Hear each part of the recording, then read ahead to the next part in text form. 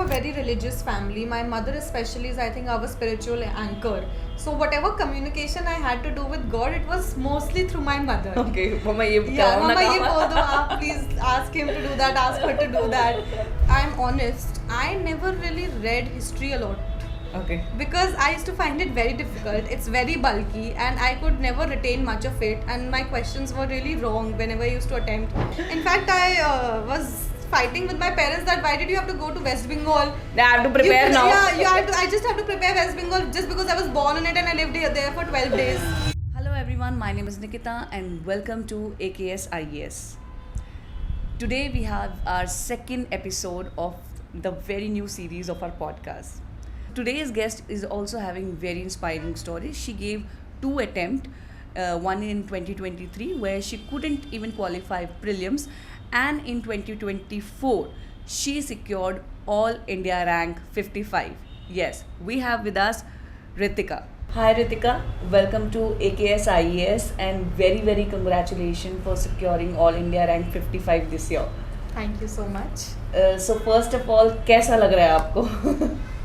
To be very honest, this is an indescribable feeling. I don't think any words can really capture the excitement, the relief more than anything else that I am experiencing these past 10 days.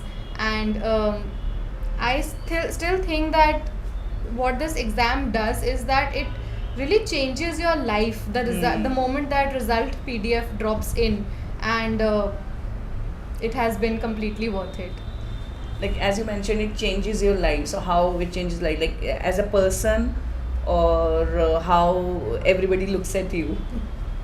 So definitely, I think the first thing that it changes is internally, because for me in the last 3 years, there is always this one aim or this one goal that you keep in mind whenever you wake up, you go to sleep.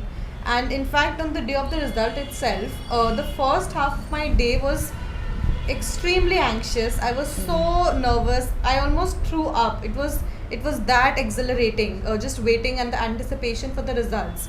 But the moment the results came in and I saw my name in the rank list, it changed, because my phone wouldn't stop ringing. There were relatives coming over, there were guests coming over, there was so much excitement, people around me were so happy, my parents were beyond the moon.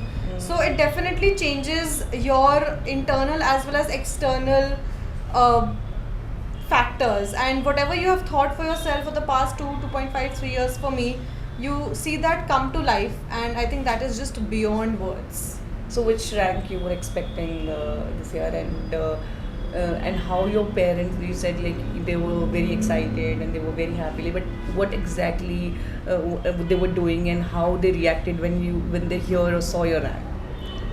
So I never really expected any rank, to be honest. I was almost completely convinced that I will not find my name in the PDF. I was so underconfident.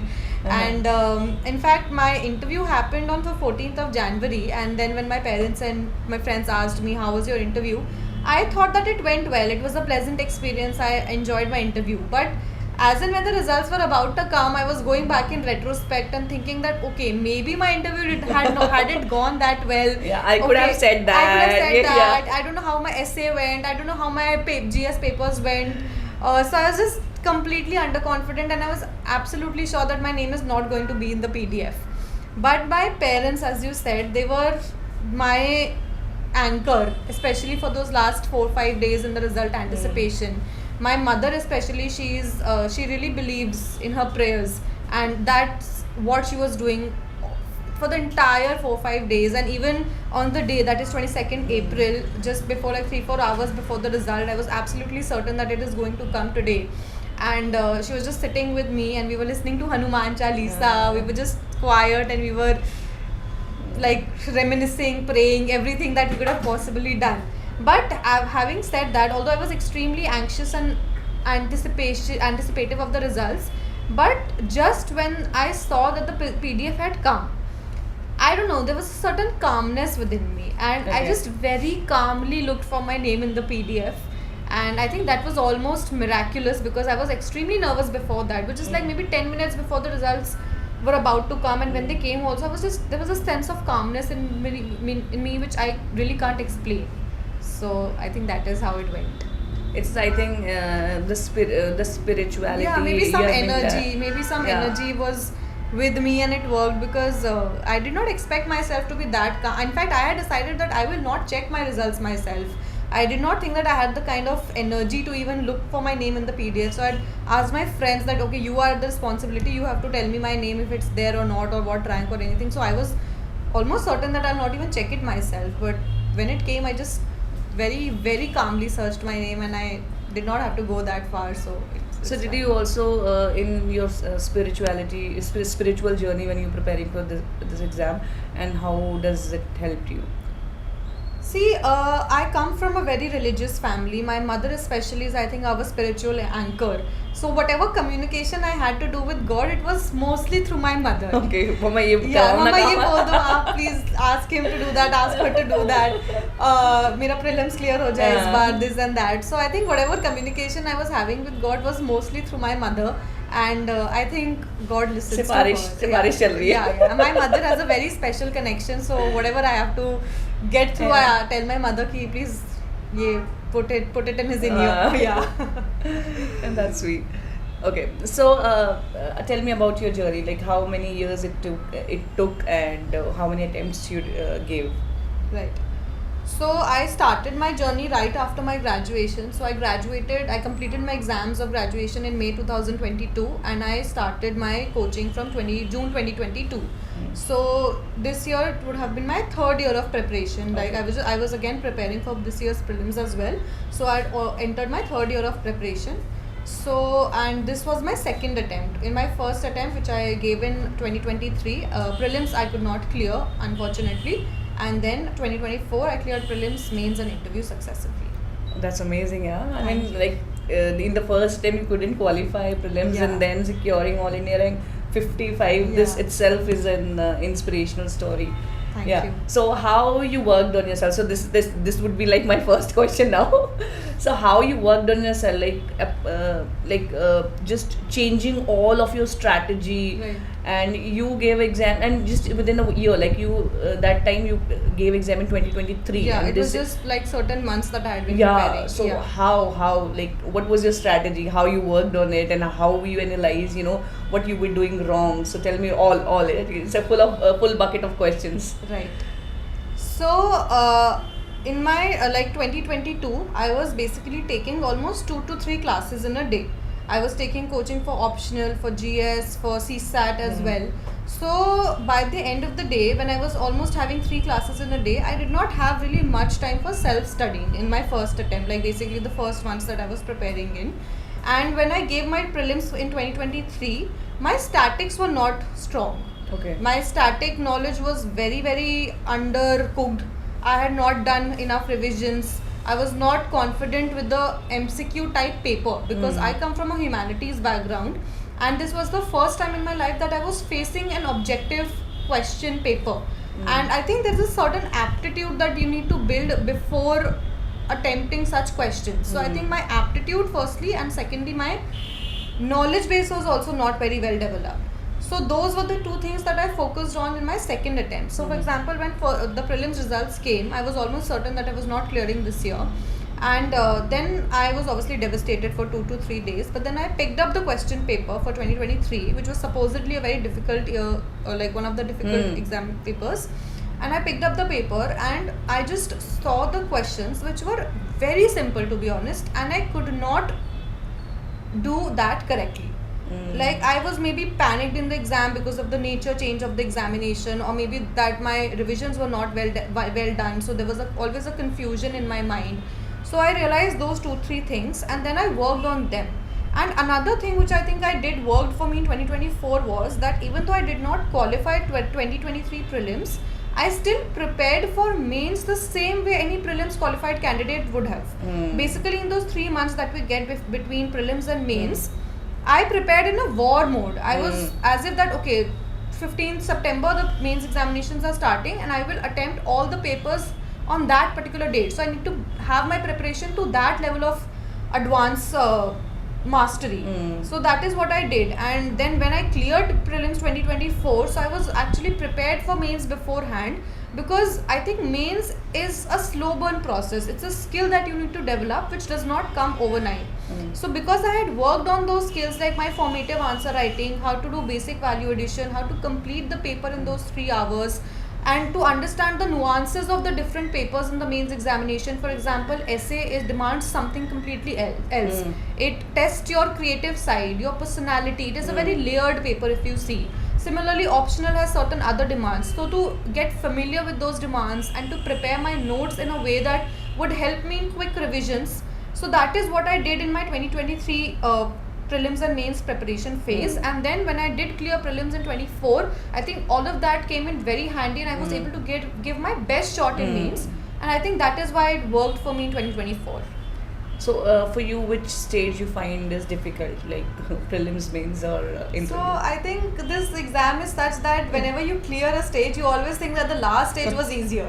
Whenever you are in a particular stage, okay, this is. Now, are you finding the exam easy? No, now I can say that, oh, it's fine, it was fun. But when I was in it, I was completely freaked most of the times.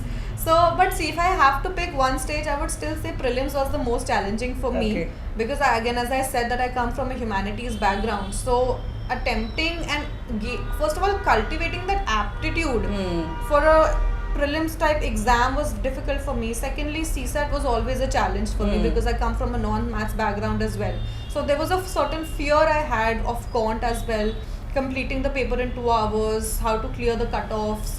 So I think I would still say that prelims for me was the most difficult part. Mains is difficult again, but I find mains interesting and more towards my forte because maybe of my answer writing, my speed, my general aptitude to sort of cultivate content right then and there. So I would still say that for me prelims was the hardest part. So as you say, ki prelims, you find prelims toughest among 3 stages. So how did you work on that? And the CSAT part, of course, like you find CSAT very difficult. Right. So how you worked on CSAT? How you prepared for CSAT specifically? Okay. So for prelims overall, I think in GS paper 1, what I worked on again, multiple revisions of my static. I wanted to make my static so strong that whenever a question from static comes, if I am not able to do it, I will make sure that other people are also not able to do it. I wanted to get to that level. So for that, I made my own short notes. I had obviously my foundation basic notes, and then from those, I sort of started picking up facts which I was forgetting very frequently. So I made my own short notes out of that, and again the value addition that I did, whatever tests that I gave, mock tests. So I never let a mock test only be limited to attempting that test. My real work started after attempting the test. So basically what I did was that I attempted more than 50 mock tests over a period of 10-15 months and more towards the prelims phase. And whenever I used to attempt a test, I used to analyze it by seeing how many 50 questions am I getting wrong. I wanted to narrow that gap. So for example, if I am scoring maybe 100 in a prelims mock test, I did not focus on that 100. I used to calculate those questions which I could have gotten correct with my maybe intuition, my knowledge base, maybe thinking about the question more closely or more analytically. And then I used to see how many of those questions that I'm getting wrong, and I used to calculate that score. So for example, if that score is 30 for me today, my focus was on narrowing that to maybe 15 to 10. And उससे ज़्यादा कम नहीं हो पाता था, but I think my focus was always on narrowing that gap more than the absolute score that I was getting. And the second thing I did was again I developed that aptitude as I was talking about, and I did that through analyzing the previous year question papers. So if you see, the commission always frames the language of the question in such a way that somewhere it really pushes you towards the right answer. I'll give an example here. For example, in 2022 or 21, there was a question about which of the following is an artificial lake. And the 4 options that were given, along with the name of the lake, in the bracket, they had given the state. So out of the 4 options, in the 3 options, all the states were of northern India, particularly Himalayas. And only one was of a southern state, I think Tamil Nadu, the lake, I don't remember. So I thought in that way, I learned actually that why would an artificial lake be created in the Himalayas when it already has so many natural lakes? Because it provides the natural physical geography for it. In fact, it is difficult in the peninsular state to create a natural lake because of the water erraticity. But an artificial lake can be constructed with good dam building and navigational skills, which they possess. So somewhere, why did the commission have to give the name of the state? Because they wanted you to push towards the correct answer. So if you look at those prelims PYQs, you'll find multiple such options wherein the commission has given you clues. Yeah, but sometimes it also comes in our mind, like whenever the aspirant give, like attempt any question. So if they push towards a particular answer, sometimes itna easy nahi ho sakta hai. True. That also comes sometime, na? Definitely, that is also there. Sometimes you think that, oh, this is maybe too simple to think that ways. But again, I'm telling you, if you go through the previous year papers and this is something that you'll not understand overnight. This is something that you'll have to do a lot of practice of. You have to see how to apply that. Firstly, you need to learn that skill. Okay, you need to learn the identification of such clues. Secondly, I think the important part is to apply them, and for that I think the best sources are the UPSC papers, for example CDS papers or PCS prelims papers, because then you can use these things that you have learned in a paper that is drafted by the UPSC. So all of this will help you definitely, not completely maybe, but in certain questions it will help you, and I think that will definitely push you over the cutoff. And of course, the primary thing remains your knowledge base, your static revisions, and general practicing of PYQs and other factors. And this is also a part of it, I would say. And coming to the CSAT question that you asked, so I am from a non-maths background, but my reading comprehensions were good. My English is, I think, generally my forte, so I focused on that. In the first 50 minutes of the paper, I used to complete all the 27, 28, whatever reading comprehensions came, and my accuracy was also pretty decent in that. I used to get around 25 of those correct. So that will reach you around 50 to 51 marks, 52 marks. Then I focused on logical reasoning questions, and in those also I targeted the simplest questions possible, like seating arrangements, clocks, calendars, dice questions, because these are topical questions which will be repeated every year, and there's little variation in that. And with a decent amount of practice, you can almost get 100% accuracy in that with little amount of time that you'll have to spend on the question. And post that, I used to pick the easiest maths questions possible. I have no ego whatsoever with respect to quant. In fact, a lot of times I also used to solve questions through options, because sometimes they give you answers faster rather than following the whole process of solving a question. So I used to be very flexible with my approach like that. And of course, having said that, I did practice my quant really well. Almost every day, 2 hours of my day or my schedule was given to CSAT for a good period of 11 months. And because I feel like a lot of non-math students have a fear psychosis towards quant. So what I would suggest is that firstly you need to get over that fear, and you'll do that by just diving headfirst into it. For example, if I know that okay, 4 to 6 I have to study CSAT or I have to study maths, if I think too much about it, I have to study CSAT, it's so difficult, this, that, my brain will create excuses for me to not do that, and that will create a vicious cycle where I'll not practice it, so I'll not overcome my fear. So I just never used to think about it. I just sat on my table and opened my books and started doing that.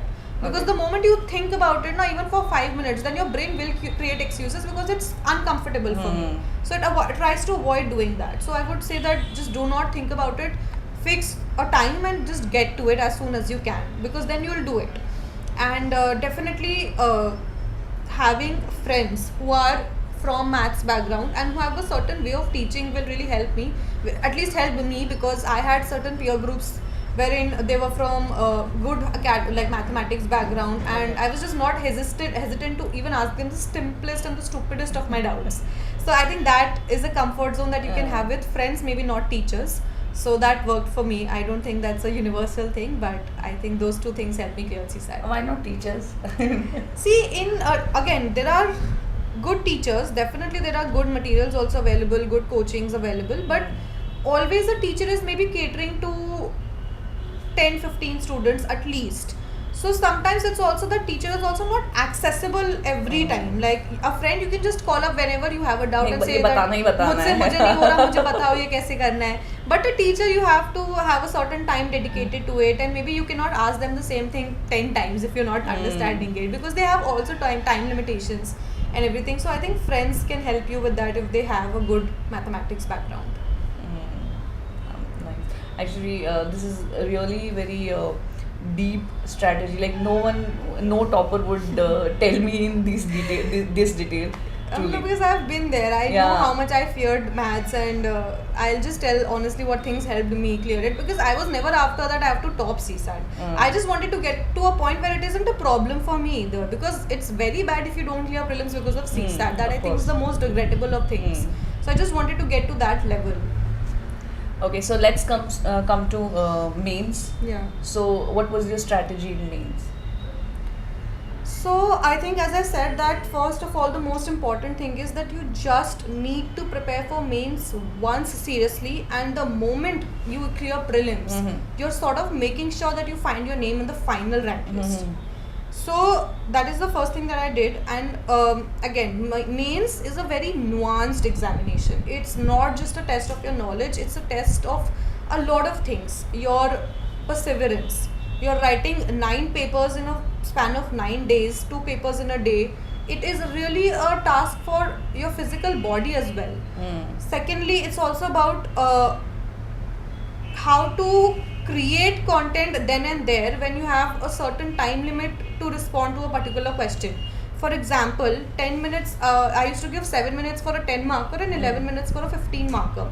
And most of the times, the kind of questions that come are not directly in your notes. You have to cultivate and you have to bring together, you have to assimilate a lot of your knowledge right then and there to create a decent enough answer in that time limit. So that is something that is not going to happen naturally. It is something that is required to, like, that will require a lot of practice. So I did all of that practice and formulative answer writings, basic value addition during my first year of preparation when I did not clear prelims. And finally, when I did clear prelims in 24, I used those 3 months to sort of create the towers of advanced answer writing more and more mock tests, limiting myself to 3 hours, like attempting all the 20 questions in 3 hours. And again, one thing which I think really worked for me was that in the market you'll find a lot of data compilations for all the GS subjects, 5 GS essay till GS 4, and you'll find good data in it, good examples in it. Basically, it's a content enrichment, and you'll find it freely available on YouTube, anywhere that you look for. And what I used to do is that I did not actively memorize it, because it's very difficult to memorize 50 pages of pure data or pure examples without any context. So every day when I used to wake up, in the morning especially, the first thing that I did was 30-40 minutes of my day I just used to scroll through those PDFs. Just run that data through my eyes. And when you do that for a period of 90 days, it sort of becomes internalized within you, and then it's very easy to emulate that or replicate that in the examination. So by the end of it, basically whatever point I wrote, I always had some data or some example or some schematic to back that with, and I think that really works. That's amazing. Yeah, that's I think that is what worked for me as well. It gives you that score, and it's not difficult because you're doing that over 90 days. So I was not actively memorizing data. I was just running it through my eyes for a period of 90 days every day for 40 minutes, and it just got internalized within me. And the similar thing I did for my optional as well, that was geography, that that the test series that I took, and along with the PYQs. So in optional, the better thing is that always the questions are repeated because the themes are limited, and it's almost certain that from this theme a certain question will come. Maybe the language of the question will vary, but the content will remain the same. So what I used to do is that I went back almost 7 years of previous year papers, and I picked up the questions and I put that on Google, and you'll get very good model solutions for it.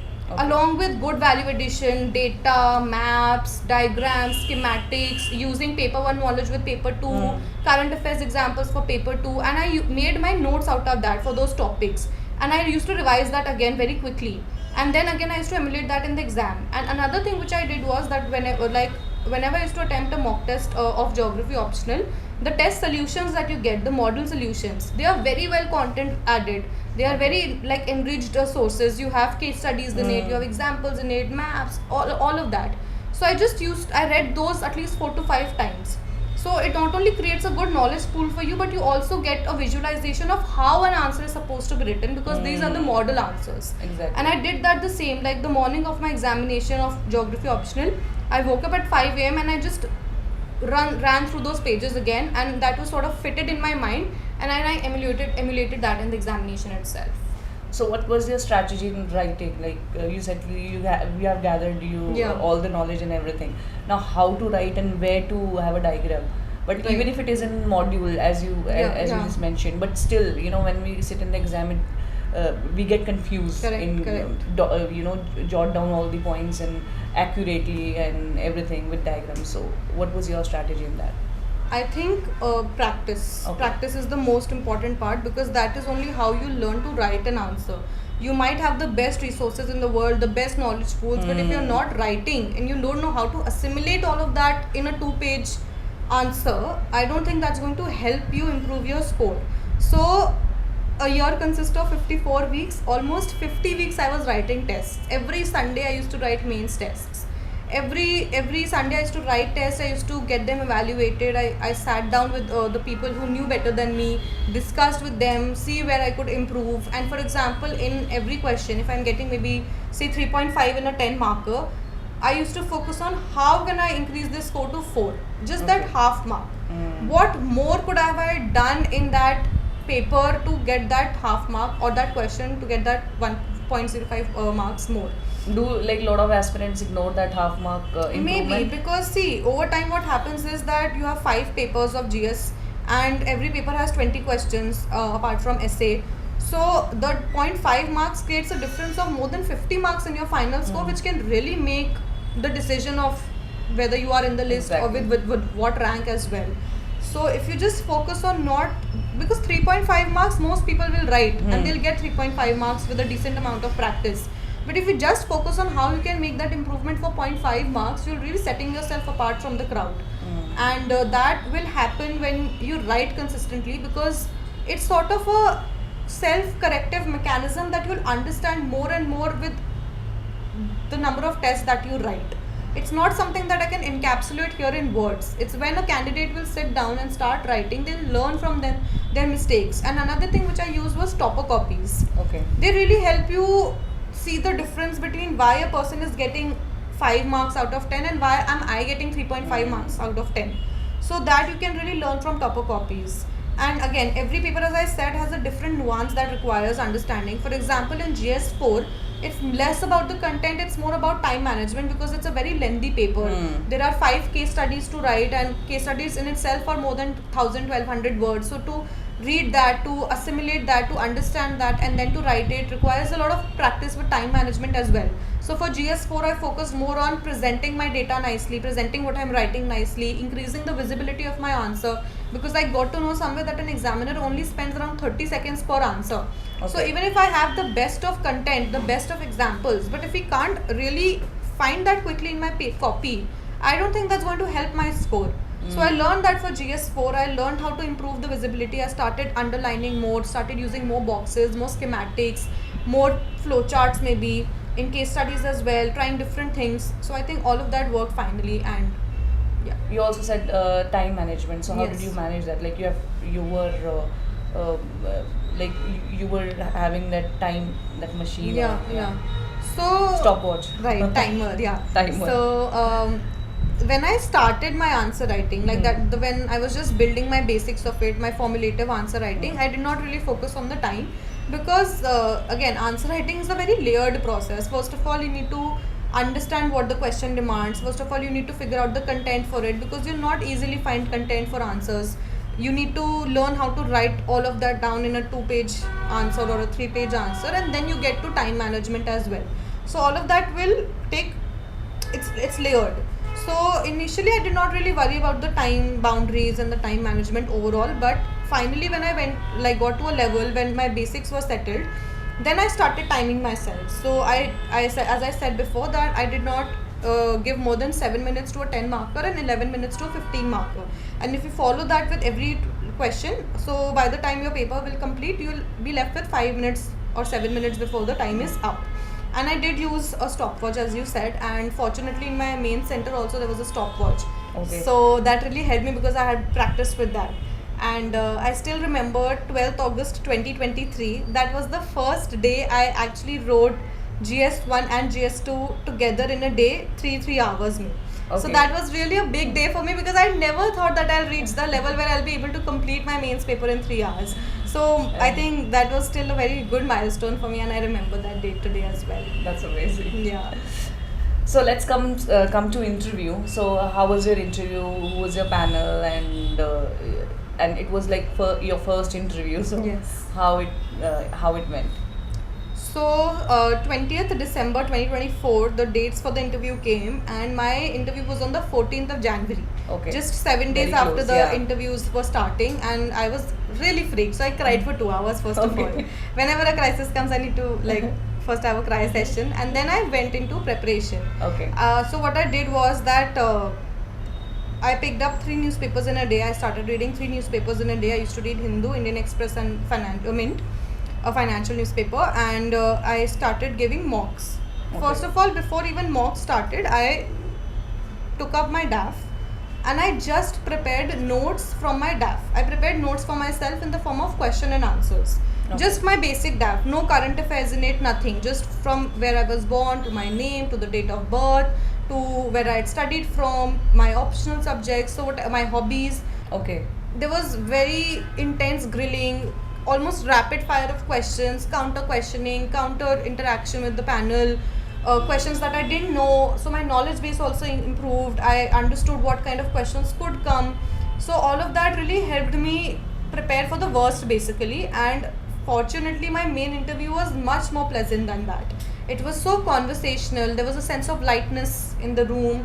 The chairman was smiling most of the times, although that is no indication of how your interview is really going. But the chairman was very pleasant, conversational. Even the other members were very light. So I think because I had gone through such intense interviews, my real interview felt very natural to me. So like according to you, how much mock one should give? So I think that's a very subjective Okay. to the person. For some, giving 2 or 3 mocks also works. I know people who had given no mocks and they still scored really well in the main interview. I think it was my first interview and I wanted to be extra careful and I wanted to control things. So what I could control was giving more and more mocks. And that strategy personally worked best for me because as I said, that I think I prepared for the worst, and fortunately my main interview I was well covered, and I think that is why I felt that lightness throughout the interview. So how it went? Like what questions they asked? So my board was of Lieutenant General Raj Shukla sirs, and the conversation that I had with the chairman was on a current affairs issue. At the time of my interview, the 90-hour, 70-hour work week debate was going on. So the chairman asked me about the issue and what my thoughts were about it. Then he went into a discussion on how corporate employees and government employees, there's a very significant pay disparity. Even though the government employees are expected to do much more, they have much difficult jobs. So he asked me whether they should also be paid at par with the corporate employees. So that was my discussion with the chairman sir, and he seemed pretty satisfied with our discussion. Then member one asked me, because I was born in West Bengal, so he asked me that West Bengal has a culture of female politicians. Why don't you want to go into politics? Okay. So he asked me about that. Then I also had University of Bristol scholarship mentioned in my DAF. So he asked me about the higher education scenario and why many students in India are opting to go abroad for their higher education. So that was again something which I expected because I had prepared my DAF well. And then my optional was geography. So another member asked me about carbon sinks, and he also asked me about constitutional positions in India. Then the fourth member carried on my discussion with the chairman, and he asked me in depth about labor laws of India, which I was not very well aware of. So I said right at the beginning that sir, this is something that I'm not aware of, and I think he wanted to tell me himself about it. So that is why he picked up the discussion. And finally, the fifth member asked me about my hobbies. Okay. And because I'm from Miranda House, so she asked me that you have been from an all-girls institution.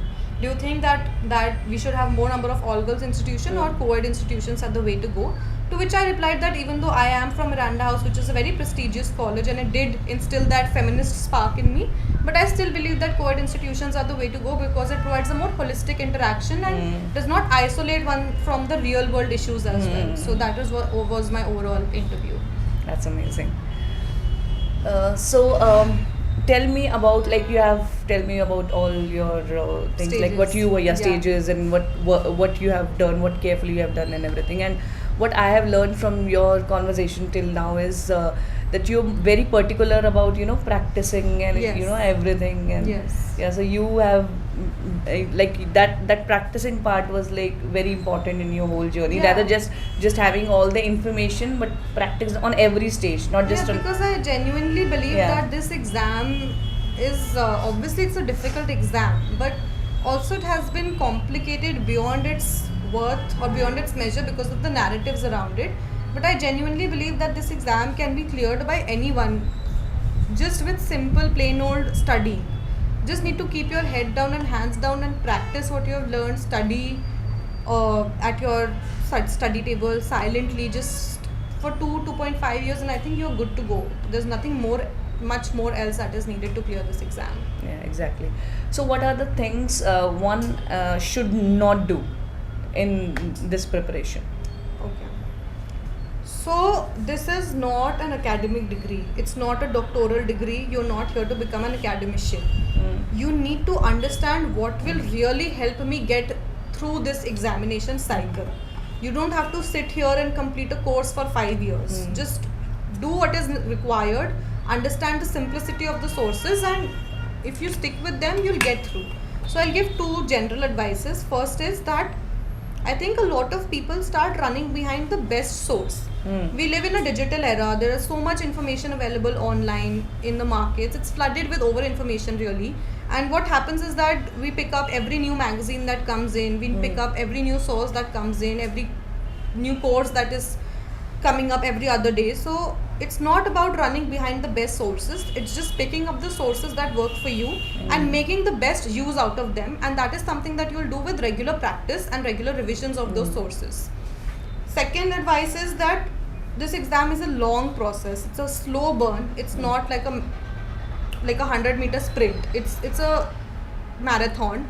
And to succeed finally in this marathon, you have to pick up something which is natural, practical, and sustainable to you.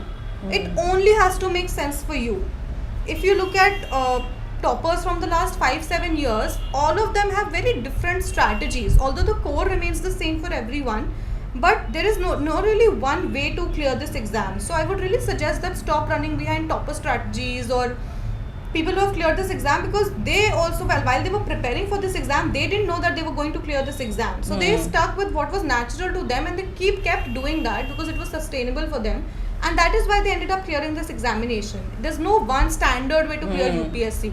So just find what works the best for you and make the best use out of it at the end of the day.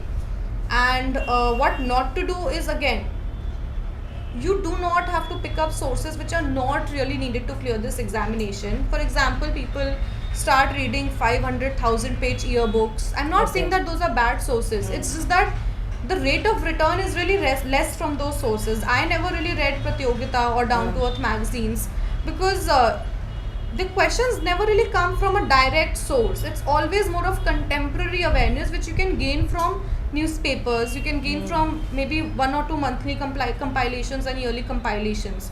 You do not have to pick up really bulky sources because there's no guarantee that the question is going to come from those sources.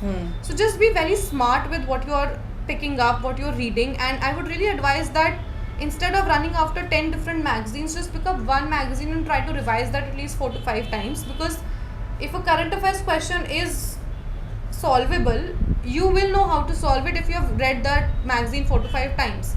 But if you start running after those questions which are always just never going to happen, you're just wasting your time and you're leaving out on the questions which were really simple and you could have banged upon them. So be very smart with that and never avoid PYQs. PYQs, I think, are the key to clear this exam, because they really give a reflection into the examiner's mindset, which is very important to understand, especially to clear prelims. So that is something my general advice is to everyone. Yeah, you mean like to making your own strategy, analyzing your strength and your weaknesses, and then making a strategy. Because if I'm honest, I never really read history a lot. Okay. Because I used to find it very difficult. It's very bulky and I could never retain much of it, and my questions were really wrong whenever I used to attempt. So I understand that okay, history is not my strength. I'll cover a basic part of it, but I'm not going to run after very bulky books in order to get maybe 1 or 2, because the questions also, if you see, are coming from non-traditional sources. So if you start running behind every book because just one question was asked from that book maybe 1 year, 2 years back, like, it's not wise to go through that 500-page book just to get that one question correct. So I understood that, and I never really focused too much on history after that. Whenever the question came, if I could solve it, I solved. But if I didn't, I left that question. You don't have to attempt all the 100 questions. At least I didn't. So just be very smart with what works for you, and I am like positive that if you identify your strengths and stick with it, you're not going to be left behind just because you did not cover one or two subjects very nicely. Like your exam will not stop because of that. True. Okay, so Ritika, tell me about your family. Like how many people are there, what they do, and from where you belong, and Right. everything. So we are a 6-member family, and originally, actually, it's a difficult question that where I come from. So I have Okay. roots in 3 places. My heritage roots are in Rajasthan because I'm a Marwadi. But Okay. my grandfather, from his teenage years, lived in West Bengal in Kolkata. He set up his business there, and then my mother as well as my father were born and brought up in West Bengal. Then my father shifted to Delhi 30 years back to start his own business, and that's why I was, even though born in West Bengal, I have been brought up in Delhi for my whole life basically. And then I completed my schooling in Delhi. I went to Miranda House for my graduation in BA Honours Geography. I completed my graduation and I came into UPSC for full-time preparation, and fortunately I cleared this exam. And I have an elder sister and a younger brother. My elder sister lives in Ireland. She is working in the Okay. science sector, and my younger brother is completing his graduation at the moment. Okay. So you have stayed in you belong to like multiple Yeah, I states belong to and- multiple places, but I That's why consider that's why myself- your preparation, interview preparation, you took Yeah. like took you wrote 70 pages Yeah, from your because dad I had to cover because 3 places. you had so just- many. Yeah, just so many places I had to cover. In fact, I was fighting with my parents that why did you have to go to West Bengal? I have to prepare now. Yeah, I just have to prepare West Bengal just because I was born in it and I lived there for 12 days of my Yeah. life. I had to prepare a whole new state. Yeah. And so I just like picked up this fight with him as well. But I overall consider myself a Delhiite because this is where I've been Yeah, living for you have been whole raised, my yeah. life. Yeah. Okay, so like how your family is now, and like also it didn't take you that much years, like it just 2 years and you Yeah. made it in this exam, but still how it changed you, like from the day you have prepared, like from 2023 22, yeah. 2022 Yeah. to now 25, how you see yourself, like it's like must have changed you internally, Definitely, mentally. definitely. It takes so much, like the negative thing also improves and it gives you so much of positivity, your mind changes, so tell me about that. See, all my life I was always a bright student academically. I was always performing good in my school and college as well. But I think one thing positively that UPSC did for me is that in school or college, you just have to give one final examination in a year. So I started associating my self-worth and my self-image with the marks that I was getting in those final examinations. And because I was scoring good, my confidence was good. But when you come into this UPSC field, you're giving mock tests almost every day, every week in fact, and all the mock tests cannot go well. In fact, it takes a time to adjust that you don't really get that much marks in UPSC. Like if you're getting maybe 3.5 out of 10, that's an average mark that you get. So it took a while for me to adjust to that, but I think what changed was that I really became much more resilient. I cultivated a sort of indifference from marks because I realized that I am not what marks I'm getting. I'm much more beyond that. And definitely this examination over a period of time makes you so resilient. I think that's again a word that I'm repeating, but it really does make you a lot resilient because there are so many setbacks that you face. There are emotional highs and lows that you go through during this preparation, but irrespective of that, you still have to get back to your study table after a period of time. And you can only do that when you cultivate a sort of emotional indifference, which I didn't think I had before. So this exam taught me that. And secondly, when I did not clear prelims in 2023, I was definitely devastated for 2 or 3 days. But then there's certain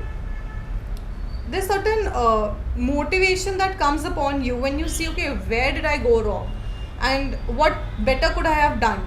So all of this is also, I think, a byproduct of how resilient this exam makes you, and definitely it's a test of your mental strength, your physical stamina as well. Totally. Because you need to really isolate yourself from all sort of social situations as well. Your friend circle gets narrower and more compact, which I think is a good thing because I'm an introvert.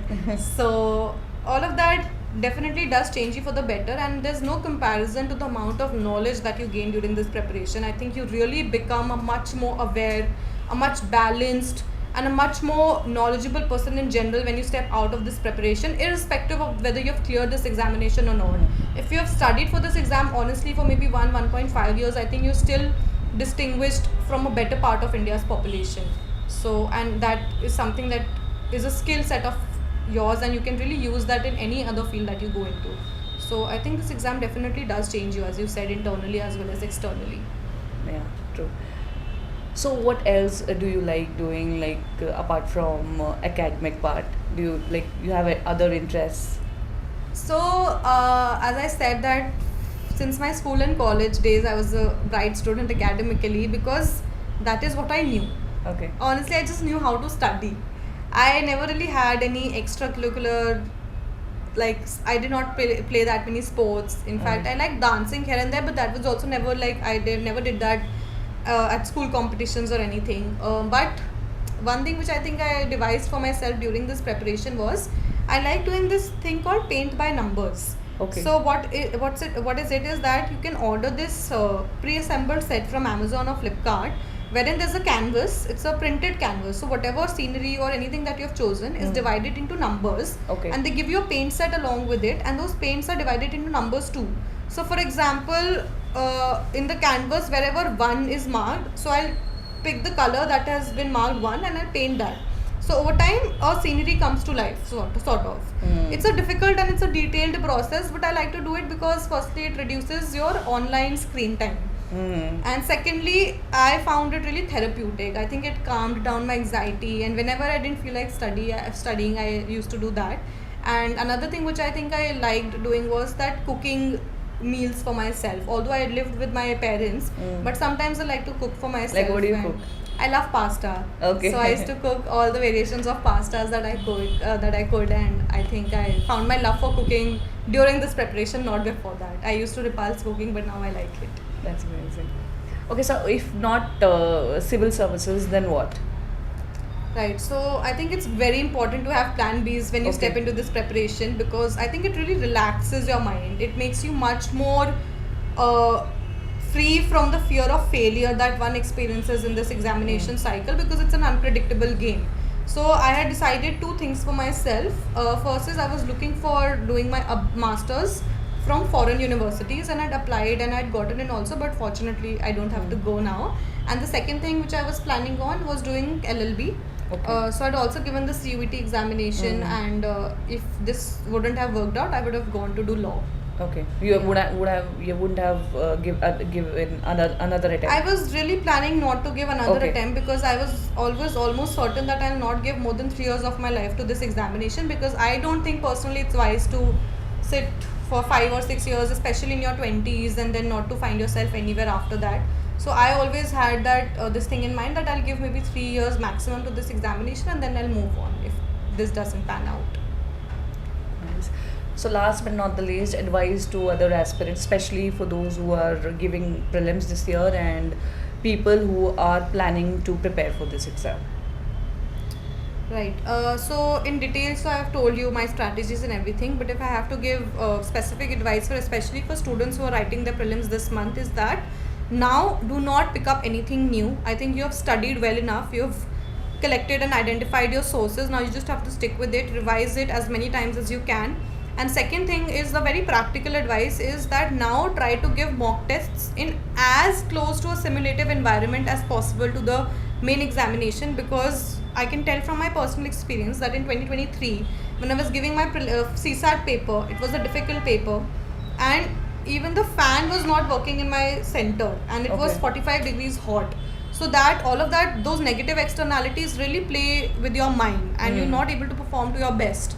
So whenever you're giving any mock test now, always give it in the format as prescribed by UPSC. Give it in those timings. Take that 3-hour break between GS1 and GS2, and prepare for all kind of things that can go wrong in your while giving the examination. And for those who are starting out their preparation, is first of all, be very sure of why you want to clear this examination, because that is going to come in handy every week when you get tired, when you have a setback or anything, because for me, I knew that I can never be in a corporate job. I just never saw myself in a corporate environment, and I think that pushed me to study whenever I felt low or whenever I felt that man nahi kara padne ka. So I just saw myself in a Gurgaon office working 9 to 5, and I think that pushed me to study the next day. So be very clear with your why, and be very practical with your sources, your strategies, because as I said before, you're not here to become an academician. Try to clear this exam as soon as possible. Be very smart with the sources. There's a lot of noise around in this community, in this atmosphere. Be aware of that, and try to figure out what works best for you. Don't run after stupid advices, don't run after sources. Just figure out what is natural, practical and sustainable to you, and keep doing that, and you'll get through. That's amazing. So actually you have give us very detailed strategy, and I'm sure this will going to help a lot of aspirants. So thank you so much, Ritika, to be here, and wish you all the best for your future endeavor. Thank you so much. Thank you for inviting me. It's really my honor, and it was great chatting with you. Same here, same. I mean, even I got so much. I've learned so much that even I'm willing to attempt this exam. That's great. Thank you. Thank you so much. Be with the best. To be the best.